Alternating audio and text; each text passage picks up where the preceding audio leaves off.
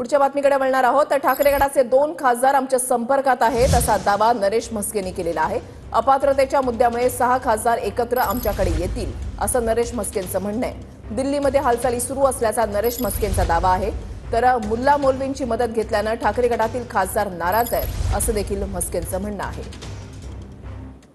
उद्धव बाळासाहेब ठाकरे गटाच्या 2 खासदारांनी आमच्याशी संपर्क साधलेला आहे। आपल्या मतदारसंघामध्ये कामं व्हायला पाहिजेत, विकास कामं व्हायला पाहिजेत, म्हणून त्यांना सुद्धा नरेंद्र मोदी साहेबांना पाठिंबा द्यायचा आहे आणि त्याकरता त्या 2 खासदारांनी आमच्याशी संपर्क साधलेला आहे। डिस्क्वालिफिकेशनचा एक विषय आहे म्हणून त्यांनी सांगितलेलं आहे की आम्ही आता 2 आहोत, आम्ही 6 लोकांची संख्या आम्ही जमवतो आणि लवकरात लवकर एकनाथ शिंदे यांच्या नेतृत्वाखाली नरेंद्र मोदी साहेब यांना आम्ही पाठिंबा देतो। अशा पद्धतीचा जो काही मार्गक्रमण आहे आणि जी काही हालचाल आहे ही काल रात्री या दिल्लीमध्ये घडलेली आहे।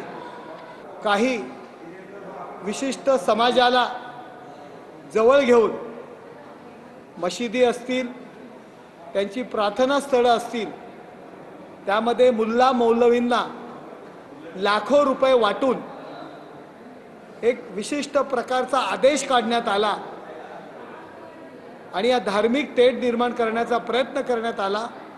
संविधान बदलणार अशा पद्धतीने एक गैरसमज निर्माण करण्यात आला आणि विशिष्ट समाजाची मतं आपल्याजवळ आणण्याचा प्रयत्न करण्यात आला आणि यामुळेच केवळ 3 ते 4 जागांचा फायदा उभाटाला झालेला आहे।